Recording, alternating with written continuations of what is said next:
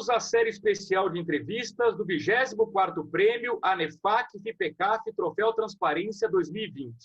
Nesta série, a ANEFAC está ouvindo as empresas ganhadoras, trazendo muito conteúdo e dicas dos executivos que conquistaram essa tão almejada premiação do mercado financeiro.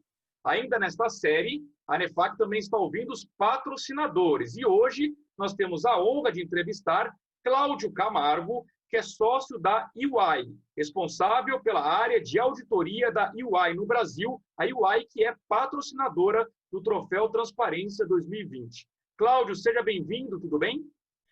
Tudo bem, Luiz, obrigado.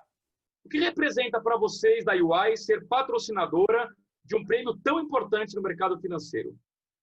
Olha, Luiz, esse prêmio da ANEFAC é um prêmio que já tem 24 anos, que já se tornou uma moda no Brasil, né? Então, todas as empresas procuram ter sucesso e serem indicadas nesse prêmio e conquistarem o prêmio, uma vez que as demonstrações financeiras, quando preparadas por essas empresas, e elas têm o selo de que tem as demonstrações financeiras com qualidade que o mercado deseja e que tem demonstrações financeiras transparentes, faz com que essas empresas, vamos dizer assim, subam um patamar no mercado de capitais no Brasil. Então, o prêmio ANEFAC é um prêmio super importante que quase todas as empresas no Brasil buscam ganhar todo ano. É uma disputa sadia, é um prêmio independente, quer dizer, as empresas sabem que esse processo é um processo independente, que tem professores que julgam, que analisam as demonstrações financeiras. Então, é um prêmio que todo mundo busca, todas as empresas buscam no Brasil, e ser patrocinador de um prêmio desse, que é tão importante, que demonstra que as empresas são transparentes, demonstra que o mercado de capitais realmente almeja que as empresas tenham a transparência necessária para o mercado de capitais como um todo. Agora, Cláudio, você destacou de forma interessante que as empresas que ganham o prêmio, né, que demonstram essa transparência, sobem de patamar mesmo. E a gente ouve muito no mercado financeiro as pessoas dizendo, olha, vale a pena ser transparente, porque no final do dia a transparência gera valor para a empresa, para os acionistas, né, para os stakeholders em geral. É isso mesmo? Você tem essa convicção de que transparência gera valor? Sem dúvida nenhuma, Luiz. As empresas hoje que são transparentes, elas têm um acesso de clientes de uma forma maior. Os fornecedores que trabalham com essas empresas também procuram trabalhar com as empresas que têm demonstrações financeiras transparentes.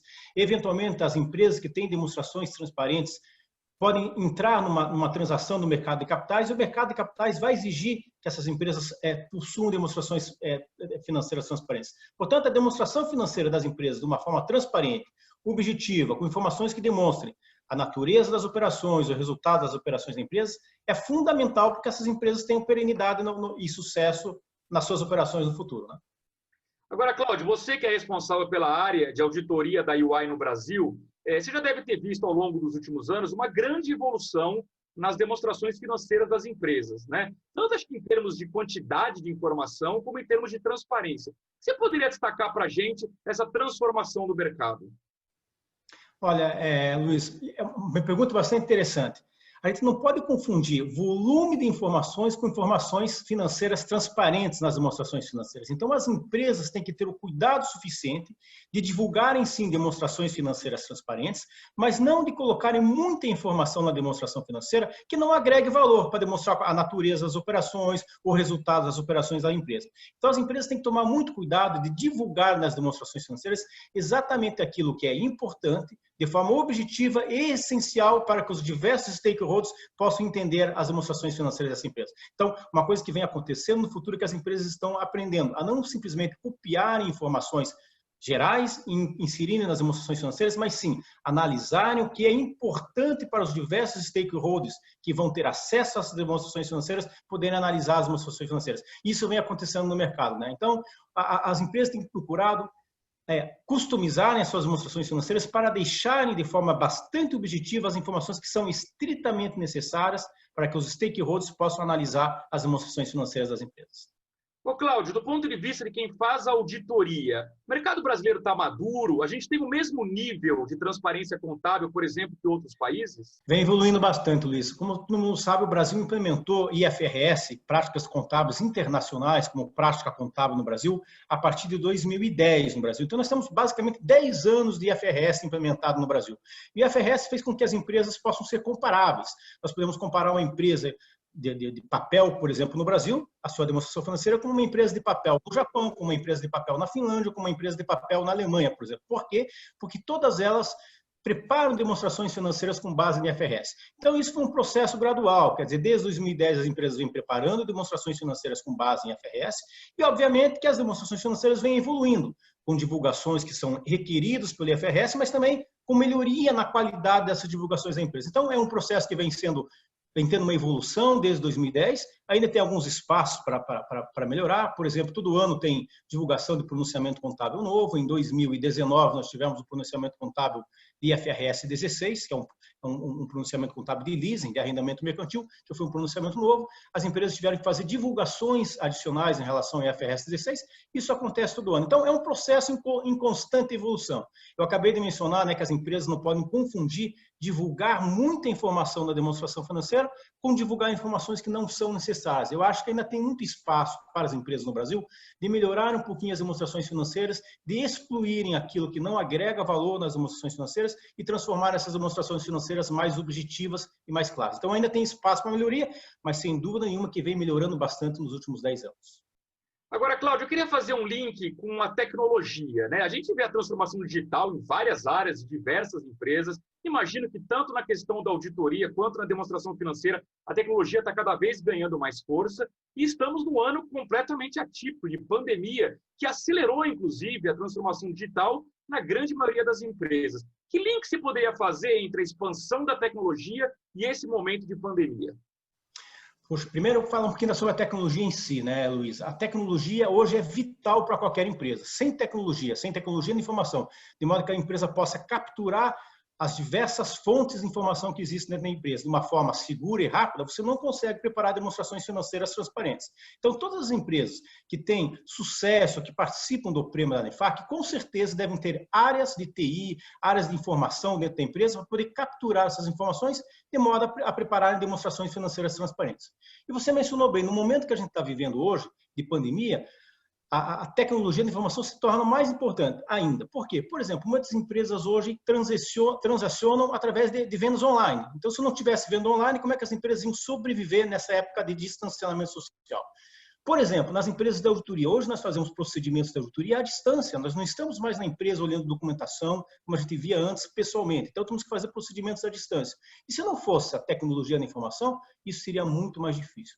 Na empresa que eu trabalho, por exemplo, a gente vem investindo muito em tecnologia nos últimos anos. Tecnologia do tipo fazer inventário físico. Fazer inventário físico significa contar itens quando você faz auditoria, né? Hoje nós fazemos inventário físico com drones, não fazemos mais de forma pessoal. Por quê? Com distanciamento pessoal, fazemos com drone. Então o drone vai lá e faz inventário físico de uma forma muito mais rápida, muito mais segura e testa 100% dos estoques da empresa. Então, se não tivesse a evolução de tecnologia, isso seria impossível. Outra coisa, a gente investe em softwares, por exemplo, que capturam informações das empresas. Então, hoje, no processo da auditoria, o nosso software captura a informação da empresa e analisa a população de vendas, por exemplo, da empresa durante o ano inteiro, possibilitando que você, com programas de tecnologia, de informação, consiga verificar o que é exceção, o que aconteceu de anormal na empresa, uma venda que fugiu da normalidade, uma venda que foi num prazo diferente, uma venda com condições diferentes, você consegue capturar isso de uma forma mais rápida, de forma que você agrega muito mais valor. Portanto, hoje, tecnologia é essencial na atividade de qualquer empresa e, sem dúvida nenhuma, nas empresas que têm que preparar demonstrações financeiras e nas empresas da auditoria. Sem tecnologia, nós não teríamos sucesso. Ô, Cláudio, uma curiosidade técnica, né? Ao longo agora de 2020, por causa da pandemia, eu queria entender se o desafio da auditoria ficou maior, quer dizer, ficou mais difícil o trabalho de vocês, imaginando as demonstrações financeiras que vão sendo elaboradas a cada trimestre. A gente vai ter, no fechamento do ano, a demonstração anual, que vai ser divulgada no começo do ano que vem, que inclusive vai ser alvo de avaliação do Troféu Transparência 2021. Está mais difícil o trabalho de vocês ou, do ponto de vista prático, vocês conseguiram lidar bem com a questão da pandemia?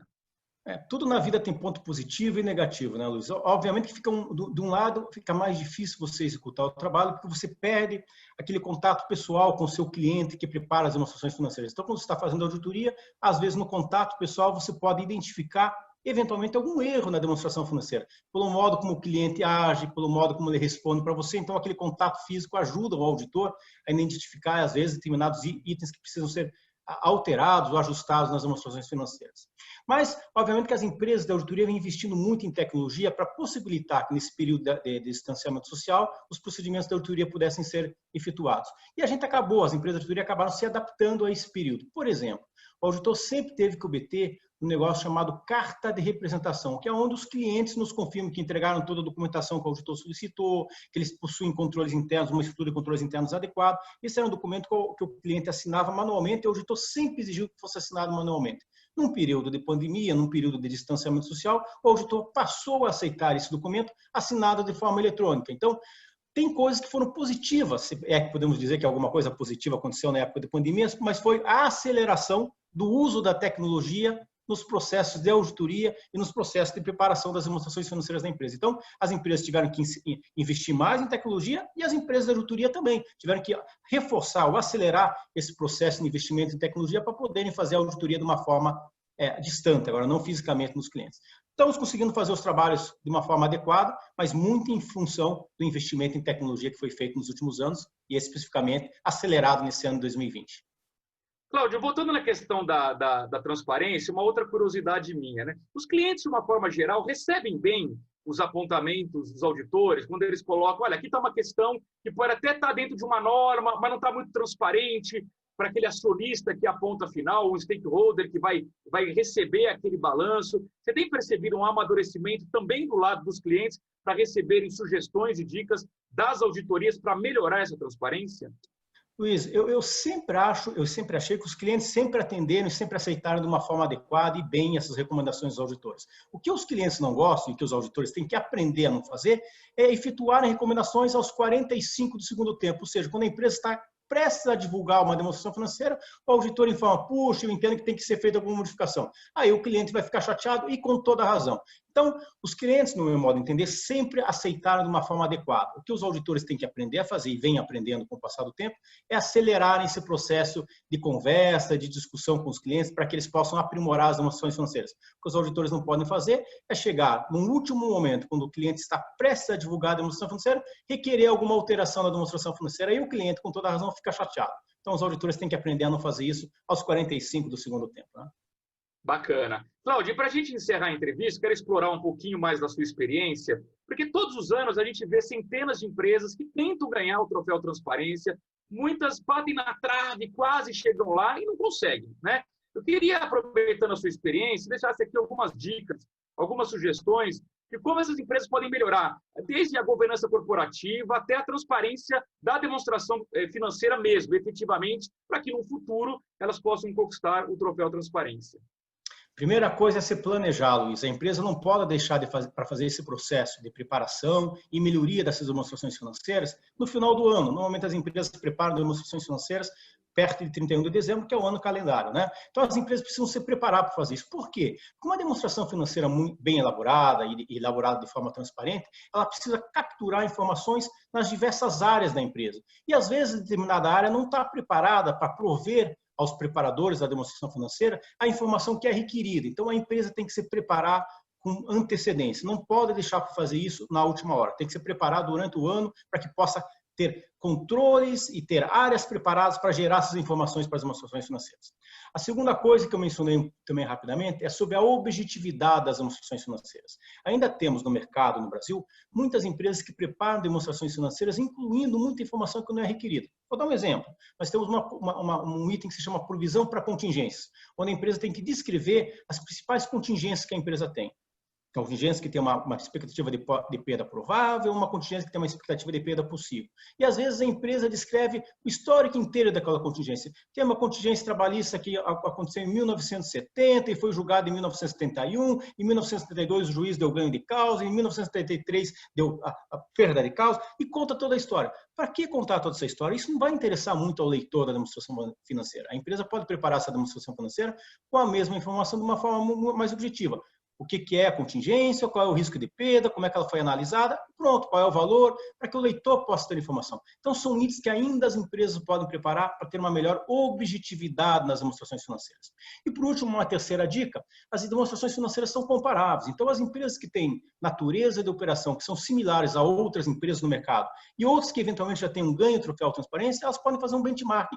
Olhem a demonstração financeira da empresa que já foi vencedora do troféu transparência. O que ela divulgou que, eventualmente, a sua demonstração financeira não tem essa divulgação? E tente melhorar e tente aprimorar a sua própria demonstração financeira, olhando uma demonstração financeira de uma empresa que já foi ganhadora. Fazendo isso, de modo geral, todas as empresas terão demonstrações financeiras melhores, e aí aumenta o desafio, para que no próximo ano alguma coisa nova surja, né? Então, e quarta coisa, talvez, Luiz, ser criativo. Se coloque no papel das pessoas que vão ler as suas demonstrações financeiras. O que você acha que elas vão ter interesse em olhar na sua demonstração financeira e para poderem analisar a sua empresa? Se coloque no papel dessas pessoas e procurem divulgar isso nas demonstrações financeiras. Fazendo isso, eu entendo que as empresas terão uma demonstração financeira boa, adequada, transparente e, com certeza, os stakeholders vão gostar de estar apreciando essas demonstrações financeiras. Muito bom, Cláudio. Ótimas dicas. Eu queria agradecer aqui a entrevista de Cláudio Camargo, sócio da UI, ele que é responsável pela área de auditoria da UI no Brasil, a UI que é patrocinadora do Troféu Transparência 2020. Cláudio, muito obrigado pela sua entrevista, um grande abraço e até uma próxima oportunidade. Obrigado, Luiz. Um abraço. E fiquem ligados nesta série especial de entrevistas do 24º Prêmio ANEFAC FIPECAF Troféu Transparência 2020. Acompanhe os programas nas mídias da ANEFAC, com apoio e divulgação dos portais do Valor Econômico. Troféu Transparência 2020. Transparência gera valor.